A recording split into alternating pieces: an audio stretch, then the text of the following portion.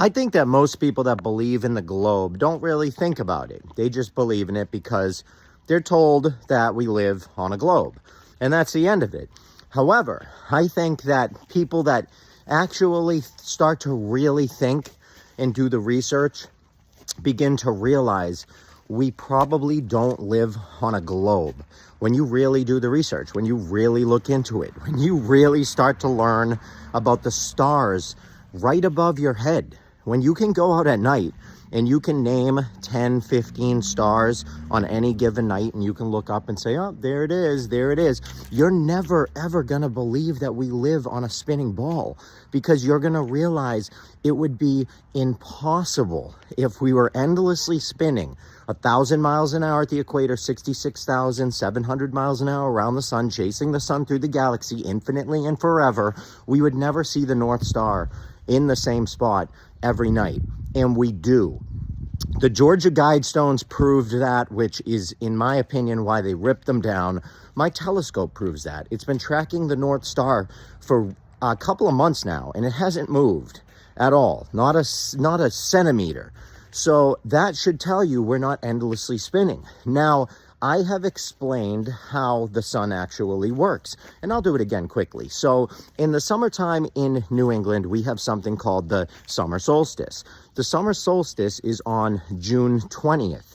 And on June 20th, what actually happens is the sun is close to the northern part of the world, okay? New England, the northern part, okay? It's as close to the center point in our Earth, okay? The North Pole. It's as close, so it's circling closer to us, which is why we have our hot summers. Now, after the summer solstice, the sun is beginning to head back out further down south. So it starts moving away and it starts circling further to get down south, which is why our nights become longer, okay? The sun, everything starts to get colder, everything starts to cool off, our days get cool, and all of a sudden, the leaves start falling off the trees and all that. Now, we have what's called a fall equinox and a spring equinox. The fall equinox is on September 20th, September 21st. Now, on the fall equinox, what's happening is now the sun is closer. It crossed the equator and it's closer to the south, which is why now our winters are going to really get longer. On the winter solstice, which is December 25th, what actually is happening is for 3 days, the sun set in the same location. That's December 22nd, December 23rd, and December 24th. This is all trackable on a sundial. You can see because the sun sets at 1 degree difference every day. Because what's happening is the sun, like I said, is going further away from the north, which is why now in the southern part of the world, they have their summers and we have our winters. So the sun is going further away. And it can be proven. People say, oh, the sun would have to set faster. It does. You can see this. Watch a sunset in the winter versus the summer.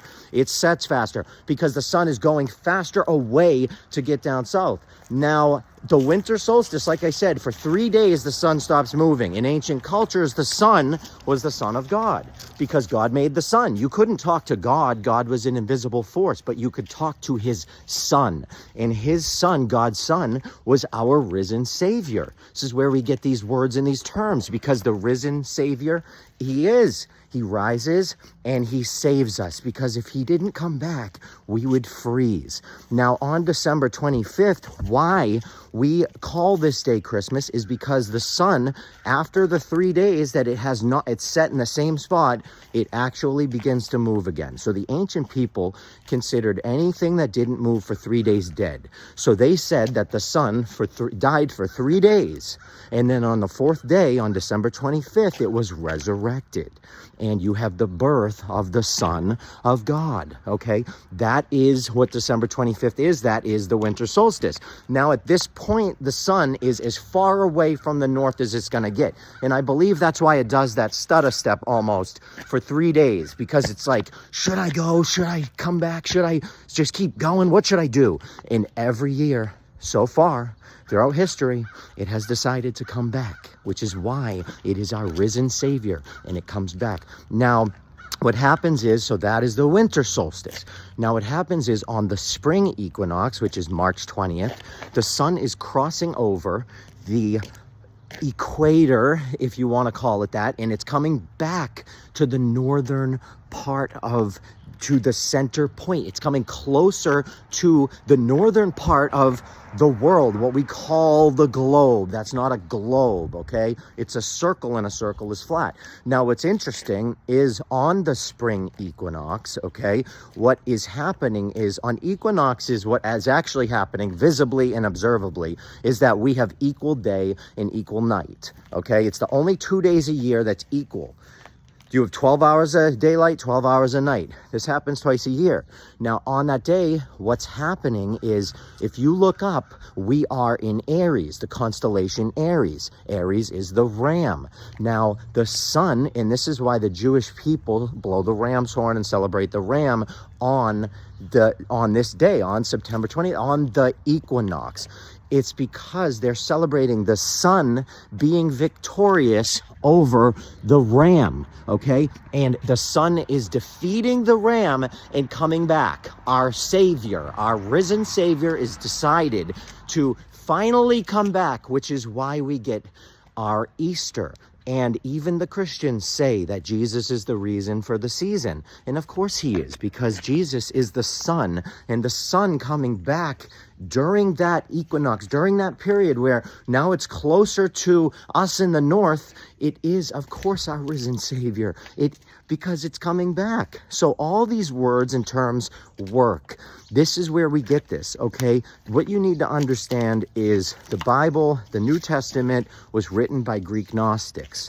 They had a totally different belief. They believed in nature, and they believed in different things. They believed in reincarnation. They believed we live in a system, a sort of soul system, okay? And when you understand how that works, it makes far more sense than the ridiculous narrative we are given, in my opinion, to keep us dumb, okay? To keep us ignorant and stupid. That's why I think they do it. Because when you learn truth, it sets your mind free. And the mind is the only thing that's ever going to be free in this world, because we are all slaves on earth, and we have an owner. We have owners here. We have people that own us. You don't believe it?